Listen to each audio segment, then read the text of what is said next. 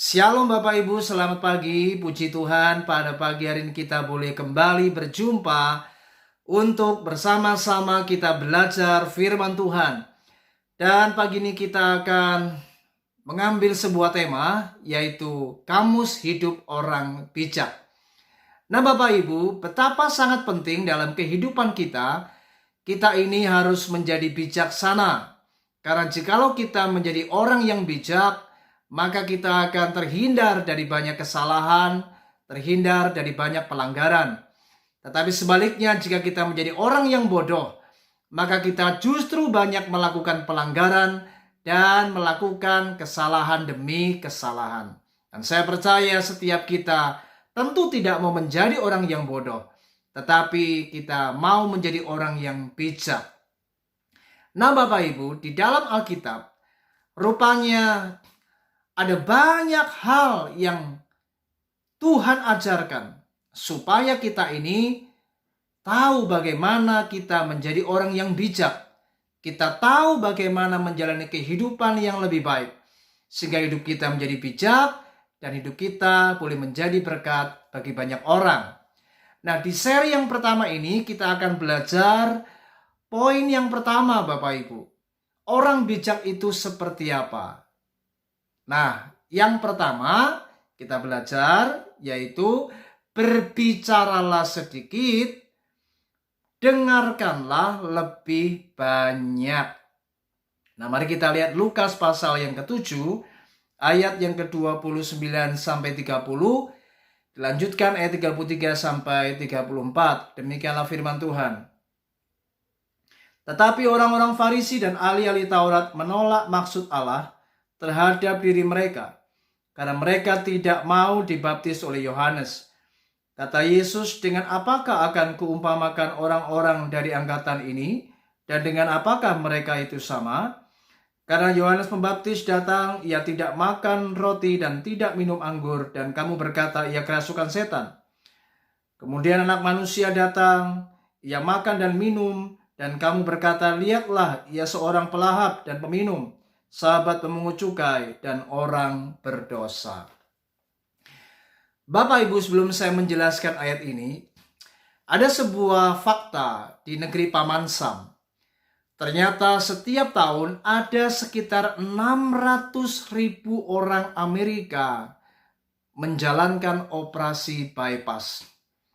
Dan setelah pasca operasi, mereka dihimbau, mereka dinasehati agar mereka mengubah gaya hidup mereka.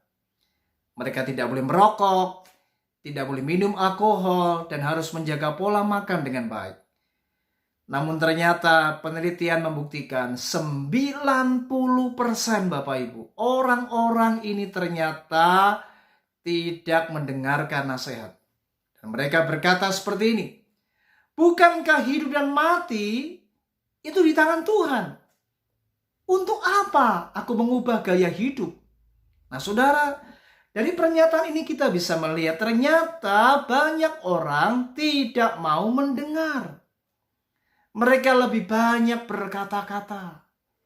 Dan ini menunjukkan bagaimana mereka sebenarnya membenarkan diri mereka sendiri. Ada sikap pembenaran diri. Dan ini terjadi di dalam konteks Lukas pasal 7 yang baru saja kita baca. Bagaimana orang-orang ahli Taurat dan para Farisi ini, mereka adalah orang-orang yang tidak mau mendengarkan. Dan mereka lebih banyak membenarkan diri mereka sendiri. Bahkan mereka mencari kesalahan. Sehingga mereka berkata bahwa Yohanes Pembaptis ia kerasukan setan. Dan Anak Manusia dikatakan ia peminum, pelahap, dan sahabat pemungut cukai dan orang berdosa. Tetapi sebaliknya orang-orang pemungut cukai, saudara, mereka adalah kelompok yang mendengarkan nasihat. Mereka mengerti bahwa mereka orang berdosa dan mereka mau dibaptis oleh Yohanes Pembaptis. Sedangkan orang-orang Farisi ahli Taurat, mereka merasa dirinya benar dan mereka menolak untuk dibaptis oleh Yohanes Pembaptis. Nah saudara, ini menjadi masalah yang seringkali Banyak orang Kristen masih melakukan perkara ini. Berapa banyak kita tidak pernah mau mendengarkan nasihat. Kita lebih banyak berteori, lebih banyak berkata-kata. Kita merasa diri kita pintar, kita hebat, kita nggak butuh nasihat orang lain. Apalagi kalau kita ini sudah merasa diri orang-orang yang berpengetahuan, orang-orang lulusan sebuah akademi yang hebat, kita seringkali sulit untuk mendengarkan nasihat dari orang-orang yang ada di sekitar kita. Mari hari ini belajarlah bijak. Orang-orang di sekitarmu, jika mereka memberikan nasihat, belajarlah dengar. Mari belajarlah untuk mendengar lebih banyak daripada banyak berbicara. Sehingga kita terjebak di dalam pembenaran diri kita. Saudara, mari hari ini belajarlah. Dengarkan nasihat hamba-hamba Tuhan. Nasihat orang tua kita. Nasihat teman-teman kita, sahabat kita. Mereka adalah orang-orang yang memberikan nasihat-nasihat. Tentunya nasihat yang baik. Kalau nasihat yang tidak baik, tentu kita tidak akan mendengarkan. Tetapi jika nasihat itu baik, nasihat itu bermanfaat, nasihat itu mengajarkan kita untuk melakukan hal-hal yang bijak, mari kita harus belajar untuk banyak mendengar daripada kita banyak berbicara. Mari Bapak Ibu, ingat yang pertama, orang bijak ditandai bicaranya sedikit, tapi justru lebih banyak telinganya mendengar nasihat.